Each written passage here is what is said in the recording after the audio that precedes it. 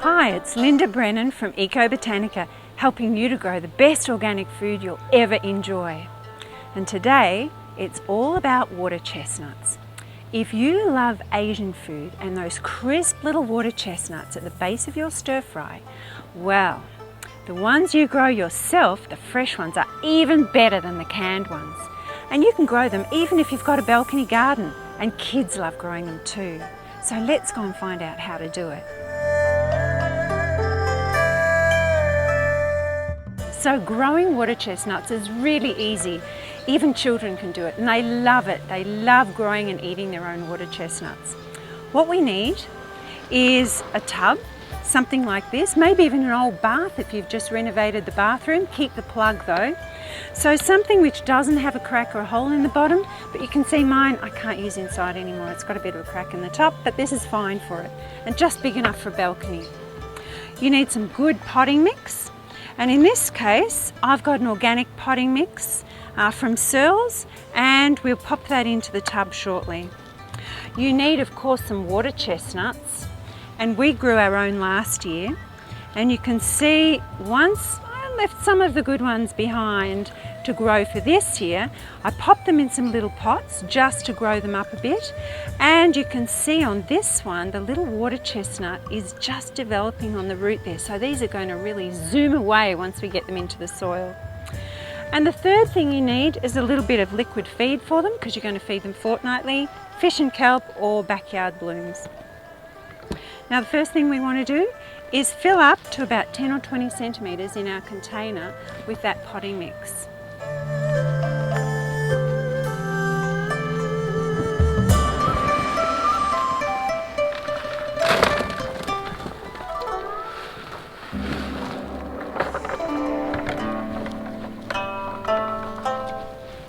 That's looking pretty good now.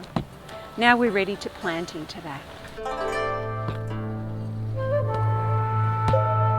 Let's have a little think about when it's time to plant your water chestnuts.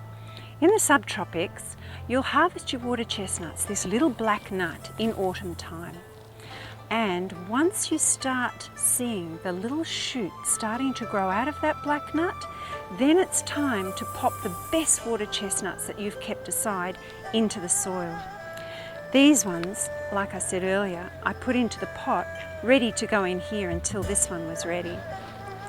How many water chestnuts do you need for this 87 litre container?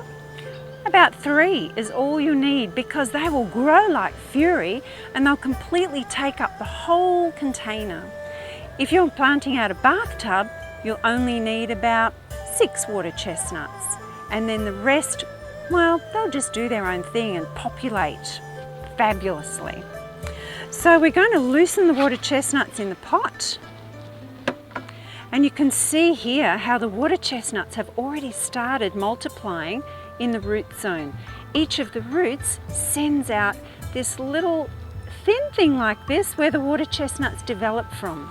So we're going to divide them up a little so we can spread them out. See what I'm doing there? Just pulling them apart gently. We've got a few on this one and a few on that one. And we're going to dig them into the soil almost the whole way down to the bottom. So dig them in, pop them in, and firm them in down.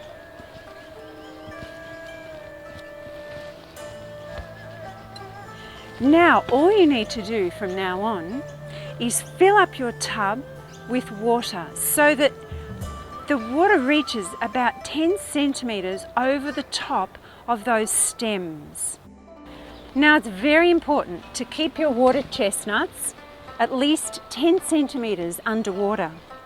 So make sure you fill it up and keep it full throughout the summer, because it sort of mimics that rice paddy effect where they're inundated with water. A fortnightly liquid feed, remember, fish and kelp or backyard blooms will keep the plants growing really well. And when that starts to die down at the end of summer, you'll see these reed-like stems browning back from the top. that's the signal to start drying off your water chestnuts a little bit. If you keep them too mushy at this stage, they'll just rot away. Once they're completely dead, you'll know then that the water chestnuts have formed underneath the soil. And this is the fun part if you've got kids. You actually dig your hands into the moist soil and fossick around in there, picking out handfuls of water chestnuts. It's just such good fun. But the water chestnuts will be about this size and good enough to eat straight away, after you've peeled them, of course. Now you've got your water chestnuts in their final sunny growing position. You might be worried about mosquitoes. You can do one of two things. You can either tip the water out and replace it regularly, or you can get a couple of Pacific blue eye native fish, pop them into there and they'll gobble up all the mosquito larvae for you. If you'd like the directions, go to my website www.ecobotanica.com.au and you'll find the details on how to grow this.